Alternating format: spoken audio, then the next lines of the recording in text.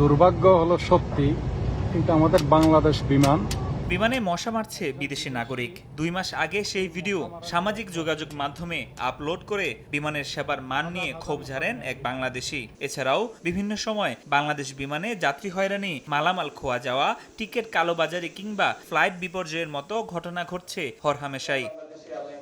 এমন বিস্তর অভিযোগ থাকলেও শেষ কর্মদিবসে বিমানের প্রশংসা করলেন বিদেয়ী ব্যবস্থাপনা পরিচালক ও সিইও শফিউল আজিম।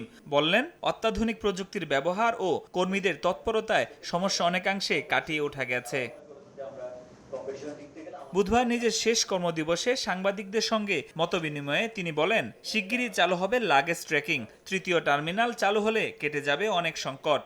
এটা অলরেডি টেন্ডার হয়ে গেছে আমাদের, আপনি ট্র্যাক করতে পারবেন লাগেজটা কোথায় আছে, সেটা আমরা প্রায় শেষ পর্যায়ে আছি। 3rd টার্মিনালের জন্য আমাদের একটু অপেক্ষা করতে হবে, কারণ এখানে আমরা এই ফেসিলিটিসটা ইন্ট্রোডিউস করতে আসলে একটু অসুবিধা হবে।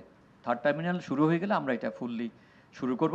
বিশ্বের অন্যতম বৃহৎ এয়ারক্রাফট তৈরির প্রতিষ্ঠান ইয়ারবাস থেকে যাত্রীবাহী এয়ারক্রাফট কেনার ইঙ্গিত দিয়ে বিমানের সিইও বলেন, এভালুয়েশন কমিটির রিপোর্ট এখন নেগোশিয়েট কমিটিতে পাঠিয়েছে বিমান বোর্ড। এখন তারা এয়ারবাসের সঙ্গে ডিল করবে। সামনে বোয়িং এর প্রস্তাবনাও পর্যালোচনা করবে এভালুয়েশন কমিটি। দেশের 1 নম্বর গ্লুকোজ ব্র্যান্ড গ্লুকোম্যাক্সটি একই এনার্জিতে এলো নতুন প্যাকে। এয়ারবাসের অফারগুলা আমরা এই কারণে এটাকে গুরুত্ব দিচ্ছি। আপনি জানেন যে আমাদের এয়ারক্রাফট সবগুলোই, যেগুলো আমরা বাইরে ইন্টারন্যাশনাল রুটে চালাই, সবগুলো বোয়িংয়ের।